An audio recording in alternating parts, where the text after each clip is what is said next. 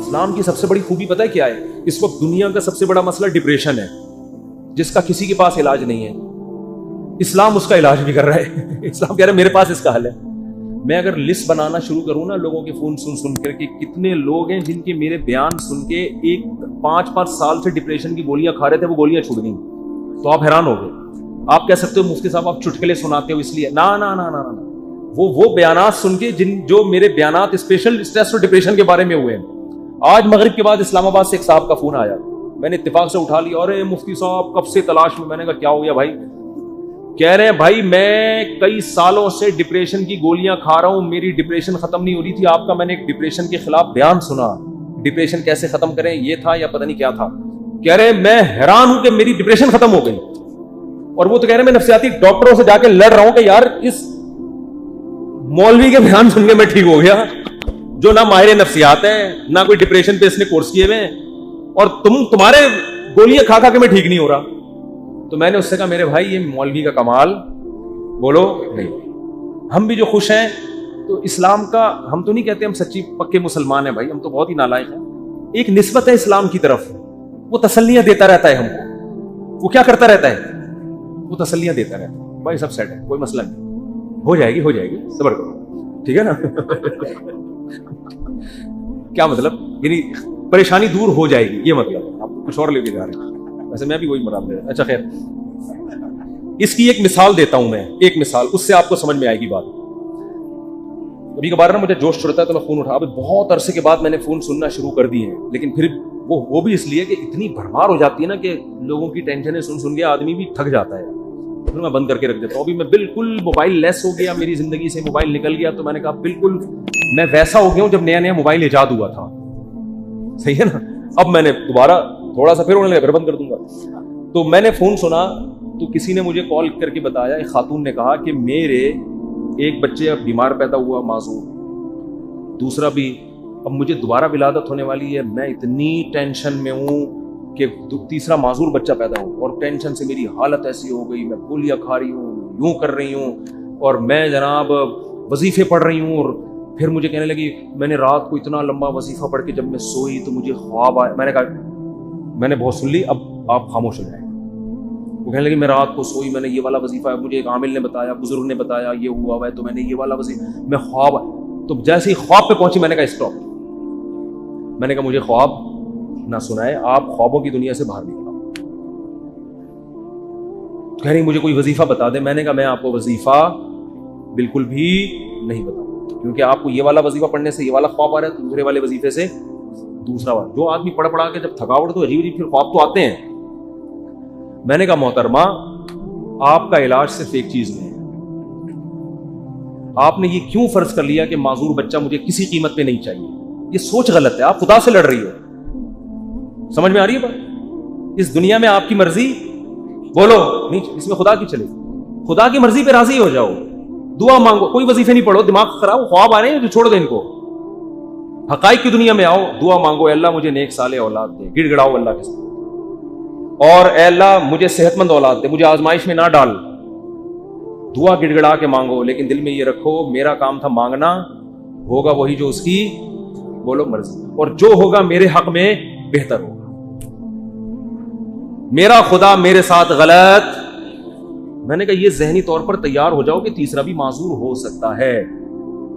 یہ کیا میری تو زندگی ایسی. میں نے کہا بھائی یہ زندگی کے لیے ہم پیدا ہی نہیں ہوئے ہیں. اصل ہماری کیا ہے؟ وَإِنَّ الدَّارَ الْآخِرَةَ لَهِيَ الْحَيَوَانُ. قرآن کہہ رہے ہیں اصل آخرت ہے. یہ دنیا تو مسافر خانہ ہے. وہ لانڈی جا رہے ہو، لٹک کے سفر کر رہے ہو، جگہ نہیں مل رہی، فون کر رہا ہے. W11 میں لٹک کے جا رہا ہے نا. W11 لانڈی جاتی ہے؟ کہاں جا رہی ہے آج کل؟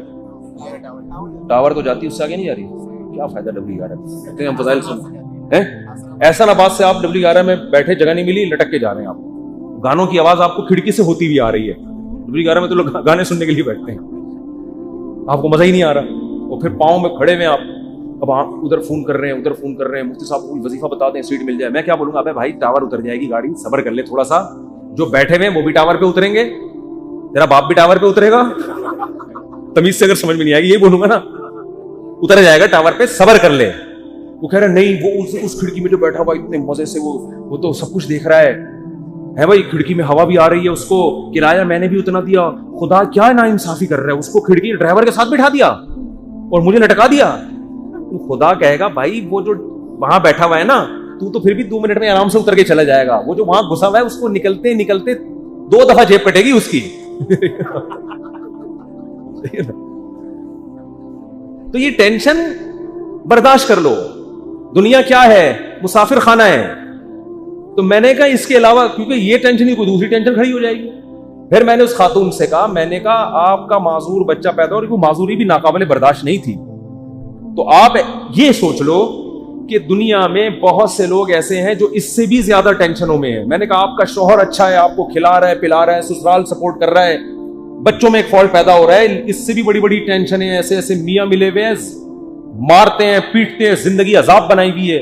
ان عورتوں سے پوچھو گے تو وہ کہیں گے اللہ اس شوہر سے جان چھڑا دے, بے شک معذور بچہ پیدا ہو جائے, اس ساس سے جان چھڑا دے. میں نے کہا ایسے بھی لوگ ہیں فٹ پاتھوں پہ پڑے ہوئے ہیں, ایسی عورتیں بھی ہیں, کھانے کو روٹی نہیں ہے, وہ کہہ رہے معذور بچہ پیدا ہو جائے مگر عزت کی چھت مل جائے. آپ کو عزت سے چھت ملی ہوئی ہے, سسرال میں عزت ملی ہوئی ہے, شوہر شریف ہے, شوہر کھلا رہا ہے پلا رہا ہے, ایک ٹینشن ہے.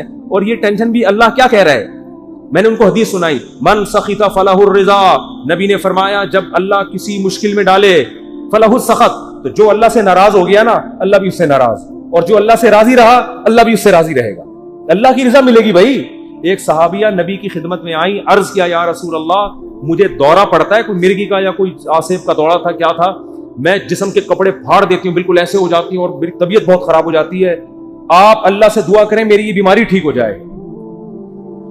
تو نبی نے کیا فرمایا, فرمایا ٹھیک ہے میں اللہ سے دعا کروں گا تمہاری بیماری ٹھیک ہو جائے گی, لیکن پھر جنت کی گارنٹی نہیں, پھر جنت کی گارنٹی نہیں ہے. عمل ہے, اچھا عمل ہوا تو جنت, میزان کا ترازو بھاری ہو گیا, نہیں ہوا تو کیا جہنم. لیکن اگر تم اس بیماری پہ صبر کرو اور اس اللہ کی تقدیر پہ راضی ہو جاؤ, جنت کی گارنٹی. کیونکہ اس صبر پہ جو تمہیں اجر ملے گا نا وہ اتنا بھاری ہوگا کہ اگر زندگی میں کچھ گناہ ہوئے بھی تو یہ نیکی ان گناہوں کو کیا کرے گی, کھا جائے, پھر جنت کی گارنٹی ہے. ان صحابیوں نے عرض کیا یا رسول اللہ جنت کی گارنٹی چاہیے, بے شک یہ بیماری ختم نہ. بات آ رہی ہے سمجھ؟ اب اس خاتون کو ڈپریشن کیا ہو گئی, یعنی جو صحابیاں تھیں ان کو ڈپریشن ختم, اس بیماری کو گزارا کرنا, اسی میں گزارا کرنا ہے, اسی میں گزارا. اور جب انسان صبر کی ٹھان لیتا ہے تو قرآن کہتا ہے کہ اللہ کی طرف سے تسلیاں ملتی ہیں, تھپکیاں ملتی رہتی ہیں, اللہ بھی اس کا ہاتھ تھامتے ہیں. جیسے قرآن میں آتا ہے وَرَبَطْنَا عَلَىٰ قَلْبِهَا لولا الربطنا, کیا ہے, ان کادت لتبدی بہ لولا الربطنا علی قلبها. حضرت موسیٰ کی ماں نے جب اپنے بچے کو, بس یہ آخری بات کر کے بیان ختم کرتا ہوں, اپنے بچے کو صندوق میں ڈالا نا اللہ کے حکم پہ, تو قرآن کہہ رہا ہے موسیٰ کی ماں کا دل صبر سے کیا ہو گیا, خالی. لیکن اللہ کا حکم تھا اس کو صندوق میں ڈالو. اب ماں کیسے ڈالے بھائی اپنے ہاتھ سے, اور وہ بھی دریا کے حوالے. اور قرآن کہہ رہا ہے وہ صندوق گیا کہاں, فرعون کے گھر میں. موسیٰ علیہ السلام کی ماں کو اطلاع دے دی ان کی بیٹی نے, تو فرعون نے اٹھا لیا. قرآن کہہ رہا ہے کیونکہ اب اللہ کے حکم پر سب کچھ ہو رہا ہے. قرآن کہہ رہا ہے ہم نے موسیٰ کے ماں کا دل کو تھام لیا, رسیوں سے باندھ دیا, جو لفظی ترجمہ ہوگا باندھ دیا کہ یہ بے صبری نہ ہو جائے. ان کادت لتبدی بہ لولا الربطنا علی قلبها. قرآن کہتا ہے موسیٰ کی ماں ایسی بے صبری ہوئی کہ قریب تھا کہ جا کے فرعون کو بتا دیتی کہ میرا بچہ ہے مجھے دے واپس, جذبات میں آ جاتی. لیکن قرآن کہہ رہا ہے ہم نے موسیٰ کی ماں کے دل کو تھام لیا. کیوں؟ اللہ کے حکم پر عمل کیا نا. تو کچھ موسیٰ کی ماں نے کیا, جو نہیں ہو پا رہا تھا وہ کس نے کر دیا, اللہ نے. تو آپ مشکلات میں جب صبر کی کوشش کرو گے, جتنی کوشش آپ کر سکتے ہو کرو, باقی کون ہمت دے دے گا, اللہ. ہم سب کو اللہ سے دعا مانگنی چاہیے, اللہ مشکلات سے بچا, ہم صبر کرنے والے لوگ نہیں ہیں, ہم تو نالائق ہیں. ہم اللہ سے خوشیاں مانگتے ہیں, عافیت مانگتے ہیں, لیکن اللہ نہ کرے کوئی مشکل آ گئی, واویلا نہیں کرنا بھائی, یہی اسی میں بہتری ہے, اسی میں فائدہ ہوگا. تو میں نے اس خاتون سے کہا کہ اللہ کہتا ہے کہ اس ٹینشن میں صبر کرو تو کیا ہوگا, اللہ راضی ہو جائے, اس کا بہت اجر دے گا. میں نے کہا آپ کل بوڑھی ہو کے آپ نے مر جانا ہے, اگر آپ کے 3 بچے بالکل صحت مند پیدا ہوتے ہیں بھائی, تو کیا مرنے کے بعد یہ قبر میں ساتھ جائیں گے؟ قبر میں بچہ نہیں جائے گا. معذور بچوں پہ جو آپ نے صبر کیا, یہ صبر کہاں جائے گا, قبر میں ساتھ جائے گا. صحت مند بچے ہوں, صبر کا موقع نہیں مل رہا, تو بچے تھوڑی جائیں گے قبر میں ساتھ. لیکن معذور بچے ہوں, آپ نے صبر کیا, تو وہ صبر قبر میں آپ کے ساتھ جائے گا. تو پھر انہوں نے ایک اور سوال کیا جو میں آپ لوگوں کو بتانا چاہتا ہوں انہوں نے کہا لوگ مجھے کہتے ہیں کہ تم کوئی منحوس ہو، معاذ اللہ نحوست ہے تمہارے اندر، کوئی گناہ ہوا ہے جس کی سزا تمہیں مل رہی ہے، معذور بچے پیدا ہو رہے ہیں. یہ لوگ بڑے تانے دیتے ہیں نا، بچے نہیں ہو رہے تو اس سے کوئی گناہ ہوا ہے، کوئی بیمار ہو گیا، فالج ہو گیا. ارے دیکھا ہم تو کہتے تھے بندہ ہی ٹھیک نہیں ہے. تو میں نے ان سے کہا، میں نے کہا یہ بات لوگوں کی غلط ہے، اس کو نہ سنیں. ہاں توبہ استغفار تو ہر ایک کو کرنا چاہیے اپنا، اگر کوئی گناہ ہوا ہے تو اللہ سے توبہ کرے، معاف ہو جائے گا وہ. لیکن میں نے کہا قرآن میں کیا کہتا ہے، اَيَحْسَبُونَ أَنَّمَا نُمِدُّهُم بِهِ مِن مَّالٍ وَبَنِينَ نُسَارِعُ لَهُمْ فِي الْخَيْرَاتِ بَل لَّا يَشْعُرُونَ. نبی کے مقابلے میں جو بڑے بڑے کفار سردار تھے نا، جو نبی کی ایک نہیں مانتے تھے، ان کو قرآن نے کہا کہ کیا یہ سمجھتے ہیں کہ ہم نے جو ان کو مال اور کثرت سے صحت مند بیٹے دیے تو کیا ہم ان سے خوش ہیں؟ فرمایا نہ نہ نہ، ہم اس سے خوش نہیں ہیں. ان کو پتہ نہیں ہے ہم ان کو دنیا میں نوازنا چاہتے ہیں تاکہ آخرت میں ان کا ہمارے پاس کوئی حصہ نہ رہے. اور نبی کو وہ تانا دیتے تھے کہ تم آپ کا بیٹا نہیں ہے بھائی، نبی کو تانا دیتے تھے آپ کا بیٹا نہیں ہے کوئی، اور خود 10 11 بیٹے لے کے گھومتے تھے. میں نے کہا اگر یہ بیٹے کثرت سے ہونا اور صحت مند ہونا اس کی دلیل ہے کہ اللہ خوش ہے، اس کا مطلب اللہ ابو جہل سے بہت زیادہ خوش تھا. صحیح ہے نا؟ عتبہ ابن ولید سے اللہ بہت زیادہ خوش تھا. یہ خوشی کی دلیل نہیں. اس کا مطلب اللہ ہمارے سابق صدر تو ولی اللہ تھے. پھر تو ہمارے سابق صدر 5 سال کامیاب حکومت کر کے گئے ہیں، جو نہ ایوب خان کر سکا اور نہ کوئی اور تاریخ میں کوئی ہمارا سیاستدان جو اتنی محنت کے بعد اوپر تک پہنچا وہ بھی نہیں کر سکتا. 5 سال کامیاب ہوئے تو کیا اس کی علامت ہے کہ اللہ کے ولی ہیں؟ وہ ہے نہیں ہے تو اللہ ہی بہتر جانے، لیکن یہ اس کی علامت نہیں ہے. بہرحال تو بھائی یہ آزمائش ہے، صبر کرنا ہے. تو یہ تو اسلام ہی بتا رہا ہے. اسلام کے علاوہ نفسیاتی ڈاکٹروں کے پاس تو اس کا علاج نہیں. اگر کوئی اچھا ڈاکٹر ہوگا تو وہ بھی قرآن و سنت ہی کا حوالہ دے گا آپ کو. دماغی بیماری ہے بھائی، گولیوں سے تھوڑی بہت کور ہو جائے گی. بچھڑا ہوئے محبوب کا غم گولیوں سے ہلکا ہو جائے گا. ہلکا ایک آدمی کی شادی نہیں ہوئی جہاں وہ چاہ رہا تھا، وہ بھاگ گئی، ڈاکٹر ٹینشن کی گولیاں دے کے سلا دے گا. وہ جب اٹھے گا تھوڑے دن تک سیٹ رہے گا، اس کے بعد پھر یاد آئے گی. گولی کو کیا پتا کہ اس کے ساتھ اصل مسئلہ ہے کیا؟ گولی کو کیا پتا اس کے ساتھ اصل مسئلہ ہے کیا؟ گولی کو تھوڑی پتا ہے. وہ ٹینشن کی گولی تو سلا دے گی، تھوڑے کیمیکل اوپر نیچے کر دے گی، اس سے تھوڑا سا ریلیکس ہو جائیں گے آپ. پھر جب خیال آئے گا یار وہ پھر آئے گی تو پھر وہ ڈاکٹر پھر سلا دے گا آپ کو ٹیکا لگا کے. ڈاکٹر بیچارہ وہ اپنی لحاظ سے صحیح کر رہا ہے. وہ کہہ رہا ہے میرے پاس تو یہ آپشن ہے، میری جب بھاگی تھی تو میں نے بھی یہی کیا تھا. یہی ہے، یہ حل نہیں ہے. دماغ میں ٹینشن سے جو بیماری پیدا ہوئی ہے تو اس کا علاج کیا ہے بھائی؟ ٹینشن سے تو نکلو. پہلے آپ کو اچار کھانے سے گلا خراب ہوا تو اب گلا ٹھیک جب تک نہیں ہوگا جب تک پہلے اچار کھانا چھوڑو گے نہیں. وہ کھا رہے ہو آپ اور پھر غرارے بھی کر رہے ہو، گلا تو عجیب کنفیوز ہو جائے گا، یار یہ ہو کیا رہا ہے میرے ساتھ. تو اس ٹینشن سے تو یہی حل ہے. اب یا تو ٹینشن کا حل یہ کہ وہ بھاگی بھی واپس لے آؤ، وہ ڈاکٹر کے بس میں ہوتا نہیں. یا اس کے ابا مان جائیں، وہ کسی کے بس میں نہیں ہوتا. تو پھر یہی ہے بھائی، دنیا مسافر خانہ ہے گئی. تو ویسے بھی بڈھے ہو جانے تھے، بڈھوں کو دیکھ لیا کرو جو ان کے پرانے جو بوڑھے ہو چکے ہیں نا. وہ لیلا مجنو کو سوچ لیا کرو، لیلا کس قبر میں سو رہی ہے اور مجنو کس قبر میں سو رہا ہے. اب کوئی آپس میں ریلیشن ہے؟ کوئی پتھر سے نہ مارے میرے دیوانے کو، بم کا زمانہ ہے اڑا دو سالے کو. کوئی ہے ایسا ریلیشن آپس میں؟ کچھ بھی نہیں ہے، سب فینش. ڈپریشن کا علاج تو اسلام کے علاوہ کسی کے پاس نہیں. آخرت ہے بھائی. اسی آخرت کے تصور نے حضرت جابر بن عبداللہ تھے یا معاذ بن جبل تھے، موت کے وقت آنسو نکال دیے ان کی آنکھوں سے. لوگوں نے کہا مر رہے ہیں اس لیے دنیا سے جانے کا غم میں. فرمایا نہیں نہیں نہیں نہیں نہیں، دنیا میں جو اللہ کے لیے ٹینشنیں اٹھاتا تھا ان ٹینشنوں کے ختم ہونے کا غم ہے. دیکھو ٹینشن میں آدمی خودکشی کرتا ہے اور خوش ہوتا ہے ٹینشنیں ختم. صحابی موت کے وقت غم زدہ ہے کہ ٹینشنیں ختم ہو رہی ہیں. عجیب بات ہے کہ نہیں ہے؟ کیوں؟ وہ تو کہہ رہے ہیں اب تو بدلے کا وقت ہے، اب تو جنت ہے. وہ ٹینشن ہے جو اللہ کے لیے وہ جنت میں تو ملیں گی نہیں. کسی نے پوچھا کیا ٹینشن؟ کہا کہ شدید گرمی میں روزے رکھتا تھا، بھوک پیاس اللہ کے لیے برداشت کرتا تھا. اس بھوک اور پیاس کی ٹینشن میں جو ایک سکون ملتا تھا کہ میرا رب مجھے دیکھ رہا ہے. افطاری میں جب آپ شدید بھوکے پیاسے ہوتے ہیں، مجھے تو بڑا اچھا لگتا ہے جب گرمیوں کے روزے، تو کم گرمیاں ہو گئی. بچپن میں جو ہم چھوٹے تھے نا اس وقت گرمیوں کے روزے تھے بہت شدید. اب تو اے سی آ گئے گھروں میں، سہولتیں ہو گئی. اس وقت بہت کم ہوتی تھی. ہم تو چھوٹے بہت کم عمری میں ہم نے روزے شروع کر دیے تھے.